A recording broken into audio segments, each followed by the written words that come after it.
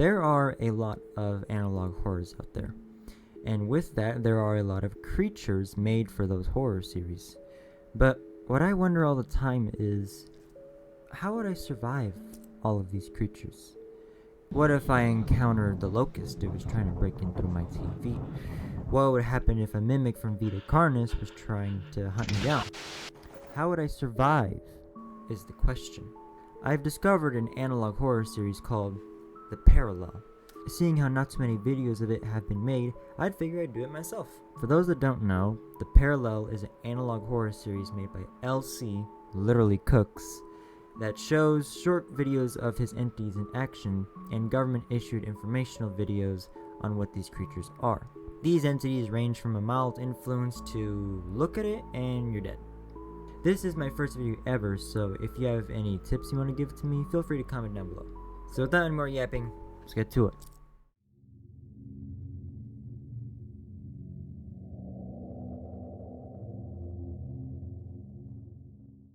Our first entity on our list is the virus. Coronavirus! A virus is a lanky-looking entity with the white head that has a creepy smile that sometimes comes with teeth.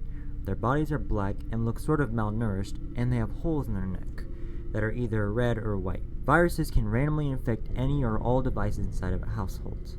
Anyone is vulnerable to an infection, and only the most advanced protective softwares can defend from these entities. When they do attack, they leak the victim's personal information and negatively alter the contents of the device, while scaring and taunting the victim. According to the wiki, on top of all this, they can also dox you, drain your bank account, and spread misinformation. And that's pretty much it. They have no physical form, so they can't physically attack you, putting them at the bottom of our danger list. If a virus does attack you, the best course of action is to attempt wiping all the data off your computer and then destroy it by any means necessary. Personally, I would throw it in a vat of water and then take it to the dump where it'll be ground up. Now for our next entity, it might be debated where it goes on a danger list, but I put them down here because they're very preventable. Those being despair colors. Despair colors are pitch black entities that have pointed heads and horns. They also have funny looking googly eyes, but they are not friendly at all. Despair colors have a delusional belief that the world is a beautiful and perfect place, and that anyone who does not appreciate it is ungrateful and unappreciative, regardless of their personal issues. Because of this, these entities will strictly target, hunt down, and kill those who are mentally unwell or depressed, as they tend to hate their own lives. Now, that's actually kind of terrifying. Like, imagine like you've had like a bad few weeks, like you hate your job, maybe like your girl cheated on you or something, and then suddenly you're just laying down and like contemplating life, and then all of a sudden,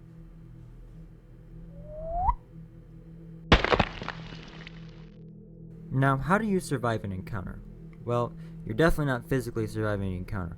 Once a despair color has chosen you and found you, it's too late. So the next best thing you should do is prevent yourself from being a target. Surprisingly, the easiest way to do this is just not to be sad. It's said the despair colors ignore those who are not depressed or hate the natural world. So if you've been feeling sad, it would be in best interest to take the steps to lift your mood. Walking outside, going out with friends, therapy sessions, massages, or if you really need it, antidepressants. It also seems like you have some time before one comes after you, so I don't think you'd be sad for like one day or maybe a week, and then one would come and just slam you out instantly.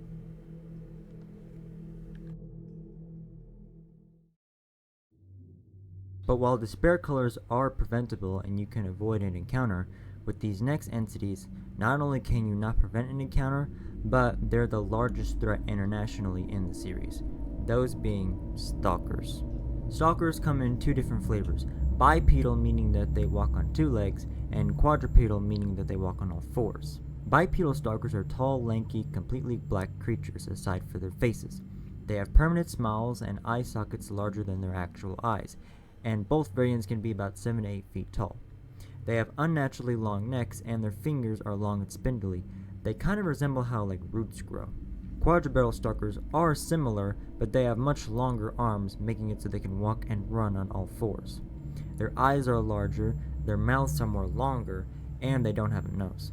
Stalkers will find a victim and watch them for anywhere between a few days to a few hours. They will wait until the perfect time comes to strike, usually while the victim is alone in their house.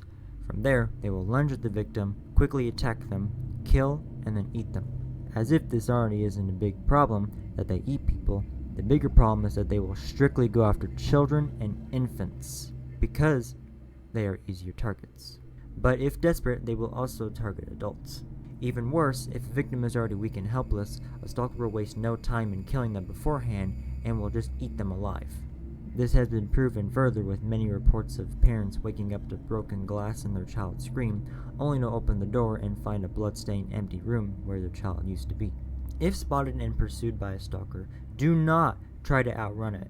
Bipedal stalkers can run up to 60 miles an hour on average, and the quadrupedal versions can run up to 80 miles an hour.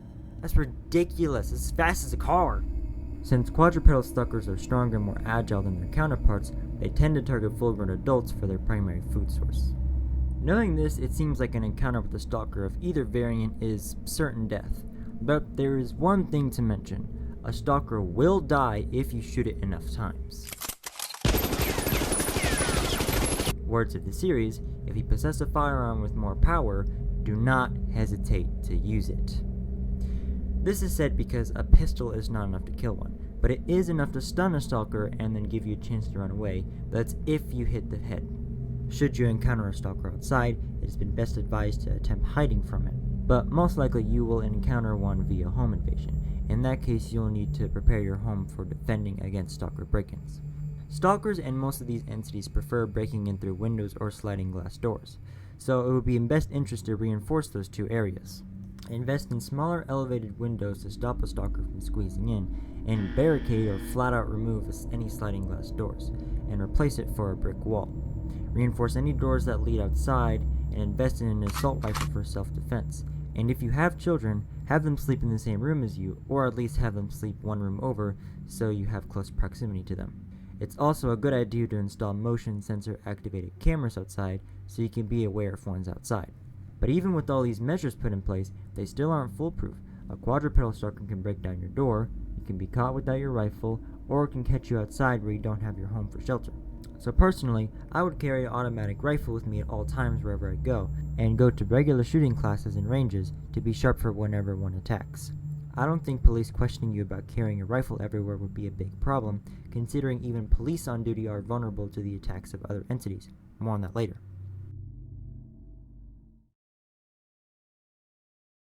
But with this next entity, none of these things matter, for you see, I'm pretty sure these creatures eat bullets for cereal and come straight from hell itself. I'm talking about Tormentors. God, I just hate looking at these things. Just look at the design. Look at it! Tormentors visually look similar to Stalkers, but with few differences. They can range from 10 to 15 feet tall and have horns that curve back. Their mouths are constantly in a wide, long grin, with many sharp teeth. Some Tormentors have visible eyes, while others have them deeper in their faces, making them look like they have no eyes at all. Their arms are very long compared to their legs, and they reach the ground. Their neck is even more elongated, and they stand in a hunchback posture. Similar to Stalkers, their bodies are pitch black except for their faces and horns. But unlike Stalkers, who only target their victims for a food source, Tormentors will capture a victim, usually by home invasion, when the victim is alone, and they will relentlessly torture and mutilate them, intentionally keeping them alive for as long as possible to maximize physical suffering. Once, by the grace of God, the victim passes away, the tormentor will then eat whatever's left of the victim. Jeez, that's one hell of a way to go. Tormentors can run up to speeds of about 100 miles an hour. Oof. And they can swim as fast as the average speedboat, roughly 40 to 60 miles per hour. Overall, they move in a very erratic and unpredictable manner. These things target anything and everything without care, regardless of age. They even target their own kind and have been known to kill other stalkers. In the Entity Information Guide, it is said that if one is in your area and locks eyes with you, there is nothing you can do to stop what's about to happen. Pray you die quickly. So already this is terrible for us trying to survive these entities. If you think that they're affected by bullets, they're not. They're not even affected by fire or explosions.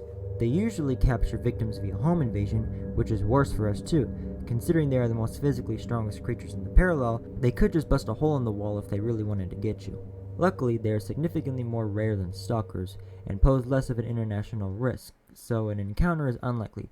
But even then, how do we survive a break-in? Well, remember those motion-activated cameras we installed? When something is detected, you need to immediately check what is on those cameras. If it's a Stalker, you have a chance to kill it. But if it's a Tormentor, hide. As quickly and as quietly as possible. Have a pre-planned panic room that has a hidden entrance and that cannot be visible from any windows.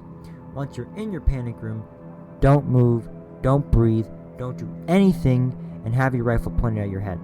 Before I go on, warning for sensitive topics ahead, and if you want to skip this, go to this timestamp. Still here? Cool. I can't say this with more clarity. I am not saying to do this in real life. These are fictional situations that we're talking about. But if the Tormentor finds you in your panic room, or your hiding spot, pull the trigger. As bad as it sounds, it's better than getting tortured to death by this literal demon, because you're dead either way. If you're outside and one sees you, same thing. Interestingly, we do have eyewitness accounts of Tormentors attacking each other and getting killed by another entity, so it is possible to spot Tormentors before they spot you. So if you do see one before it sees you, hide and carefully observe.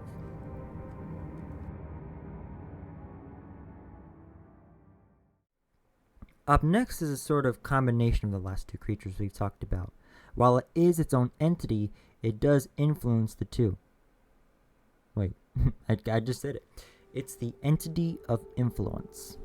Entities of influence, aka EOIs, are tall, lanky, skeletal white creatures with empty eye sockets and unsettling smiles. They have long, thin limbs, making them almost the size of a 4-story building, with the tallest instance being 35 feet tall. Entities of influence are extremely rare. They are parasitic entities that feed off the pain and suffering inflicted on humanity by other creatures. By themselves, they do not directly harm humans. What is a harm to us is its effects on other entities. When one is in the area, they seem to influence other entities within a 5-kilometer radius. That's 3.1 miles in freedom units. This influence makes any other entity nearby more active, hostile, and unpredictable, resulting in more chaos, more suffering, and more fatalities for us humans down below. However, they are immune to the dangers other entities pose. It has only been reported 4 times and visually documented twice, as seen here. And for reasons unknown so far, Stalkers and Tormentors are extremely afraid of entities of influence and will purposely stay away from one when it's in the area. But Despair Colors do not care about entities of influence and are not scared of them. Since we're not directly surviving from the entity, we'd have to worry about the 2 entities it affects, those being Stalkers and Tormentors.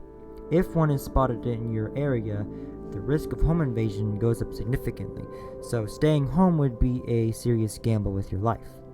So what I would do is quickly get in my car and then drive to either a police station or at least outside of the entity's influence range.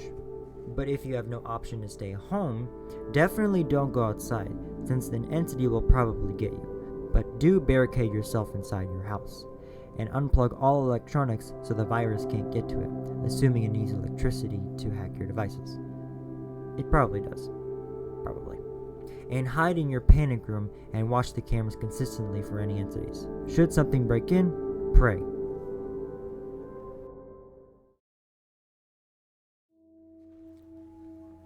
And now for our final entity. The strongest of them all. This entity actually managed to kill a Tormentor without even trying. Our final entity is Anguish. In the only visually documented video so far, named Anguish, it shows it has 2 forms. In its first form, it looks like a red figure being covered in flesh. It has 2 translucent eyes that it can see out of with its real eyes, and it has 2 curved horns sprouting from the top of its head. The fleshy exterior kind of looks like Vita Carnis creatures, so maybe a correlation, but probably not. If you look at his face, you can see a line going down the middle of it. In its second form, it is shown it can peel away the second layer of flesh, exposing its real face, which is a black head with 2 eyes. Somehow, not exactly sure, since in the visual debut only the upper half is seen, kinda like me, but for feet it has 3 toes, and for arms they end in nubs, or points.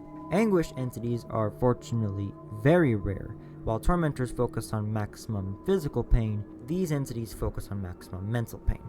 All a victim has to do is make eye contact with Anguish and their fate is sealed.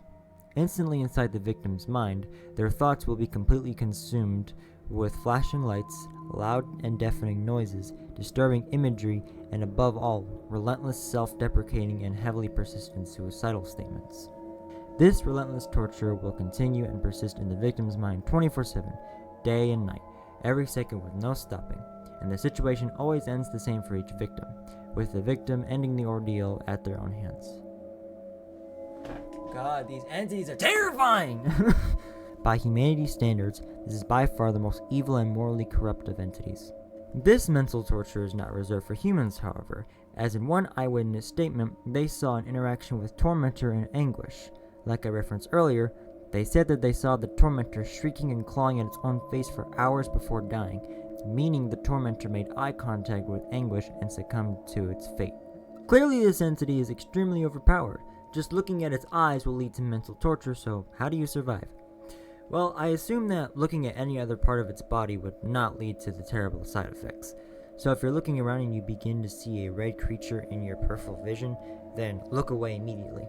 And if you have your rifle, aim in the general direction of the creature and shoot like Rambo.